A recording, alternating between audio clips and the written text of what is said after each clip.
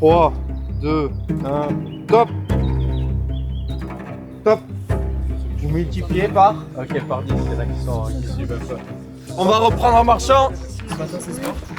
Exactement, footing d'adaptation, tranquillement. Donc pour voir s'ils sont aptes à faire la suite en fait, tout simplement, pour l'intensité. Allez, on va tous reprendre. Ouais, en vrai, je fais mal de cardio, puis même de base, j'aime bien courir, donc ça va.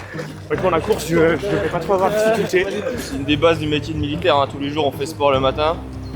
Encore plus chez les parachutistes où on a des tests physiques qui sont un peu plus poussés. Il faut vraiment rester en condition physique. Le but c'est bien la capacité opérationnelle de tenir au combat, donc la condition physique c'est important.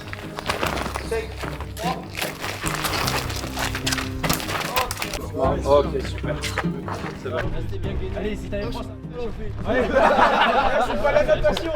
Après le footing, place à l'instruction sur l'équipement du combattant et la présentation du bivouac tactique. Direction l'intérieur. Là, j'ai ma grosse bâche d'agricole. Avec ça, celle-là, elle en a fait des tempêtes. Okay, dans certains pays d'Afrique, je peux vous dire que l'eau, elle passe pas. Okay, ça fait des grosses gouttières. J'ai 5-10 kg d'eau sur la gueule. Ça me tombe pas dessus. Moi, sur mon gilet, qu'est-ce qu'on retrouve? Ici, on retrouve 4 portes-chargeurs pour pouvoir mettre 2 chargeurs par porte-chargeur, 8 porte-chargeurs. Là, je représente le SMB. Donc, en fait, c'est notre gilet de protection tactique qui puisse voir un petit peu le poids et leur montrer tout simplement avec quoi on travaille au quotidien. J'avais parié sur 4 kilos. Là, actuellement, il fait combien? Là, bah, je le pèse pas, mais grosso merdo, un gilet comme ça, c'est à peu près 10 kg. Ouais, Sans j'étais loin. En livre, c'est à peu près 10 kg. Ok, donc les tours de garde, c'est au moins 1 heure dans la nuit. Donc là, pendant les 3-4 heures que j'ai à dormir, je serai bien. Ok, je serai chill. Miko 5 étoiles. Bah, les bivouacs, c'est assez impressionnant quand même. Hein. Pourquoi? Parce que le froid, il faut tenir des conditions assez exceptionnelles qu'on n'arrive pas à trouver, enfin, qu'on n'a pas chez nous. Quoi. Donc oui, c'est assez impressionnant quand même. Je suis beau là, non? Allez, peloton, garde à vous. À droite, droite. Allez, par colonne. Base 2, 3, 4, déboîté, direction le bâtiment vie. Reçu en avant. On apprend aussi à manger. Et l'eau, c'est le principal élément aussi du corps. Ça évite tout ce qui est crampes, les tendinites et tout ça, car le physique travaille énormément. La ration a été étudiée par des chefs de cuisine. Elles font environ 2200 calories. Donc l'apport calorique nécessaire journalière pour un homme. Et la ration française est réputée comme la meilleure ration du monde. Là, on les entend, ils vous disent allez tout le temps, comme ça? Ouais, là, on les speed un peu parce que bon. Sinon, si on commence pas à les speeder, ça va prendre leur temps. C'est le rythme qu'on peut en avoir en école, ouais. Et encore plus en opérationnel, si on a des alertes, voilà, on doit pouvoir rapidement pouvoir se changer. Et en école, on est en plein dedans. Toujours se dépêcher pour être à l'heure. C'est vrai? Oui, oui. Pourquoi ils veulent que vous soyez à l'heure comme ça? Parce que c'est la discipline. Allez, on perd pas de temps. Par binôme, on s'aide, on s'équipe. Instruction terminée, ils viennent de percevoir la ration de combat ainsi que 3 litres d'eau, direction les GBC pour aller au point de départ de la marche. Let's go. Allez, en avant. Il y a 2 marches. 2, 3, 4, 5, 6. C'est important de leur expliquer ce que c'est la ration de combat. Oui, c'est important parce que c'est la seule source de nourriture qu'on aura quand on sera sur le terrain, lors des théâtres extérieurs. C'est une ration qui va nous durer 24 heures, donc il faut savoir comment l'utiliser au mieux, différencier ce qui va être utile au petit déjeuner, au repas du midi, au repas du soir.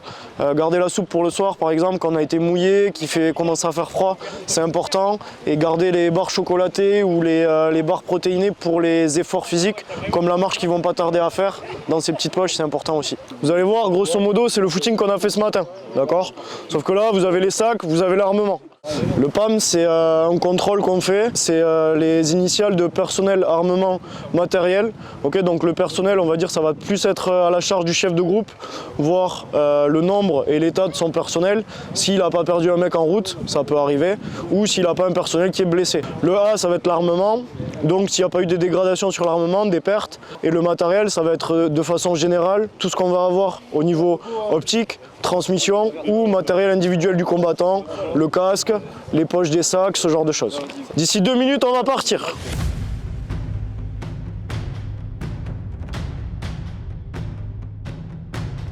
Vu que je faisais mes études, je suis parti à la réserve.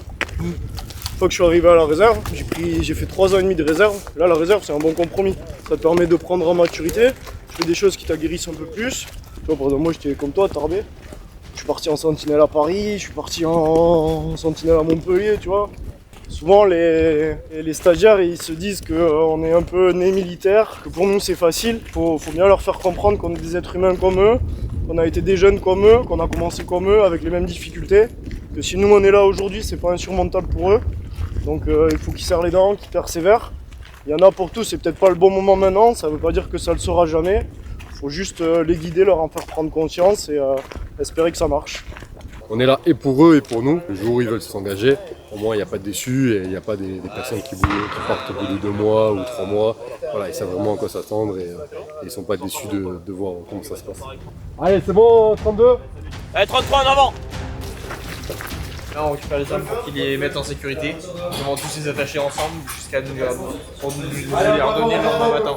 Il y a des mecs en parka, il y a des mecs qui ne sont pas parka, il y a des mecs qui ont la chemisette F2, il y en a qui n'ont pas la chemisette. Allez tous me mettre une tenue uniforme, en avant. Allez, dépêchez-vous, dépêchez-vous. Décidez entre vous. Ils doivent être uniforme même pour le dernier instant. Tout le temps, ça fait partie du métier, d'être dans la bonne tenue et aux horaires. Arrêtez de parler dans les rangs là. Là, je suis en train de faire un petit check-up pour voir s'ils sont tous dans la bonne tenue. Ok, tant que vos tenues ne sont pas uniformes, vous n'aurez pas les ordres. Vous avez pas envie de dormir? Allez, regardez vos potes là, corrigez vos potes. Allez, arrêtez de raconter vos vies, dépêchez-vous. Allez, j'ai les ordres pour demain. Ok, si aujourd'hui c'était dur, demain ça sera pire. On revient ici à 22h30, extinction des feux. En parallèle, n'hésitez pas, pour ceux qui ne maîtrisent toujours pas la Marseillaise, d'accord, à la travailler un petit peu. Allez, autant, garde-vous. On paie les rangs. Allez, là vous saluez, vous allez. Allez, yallah, je suis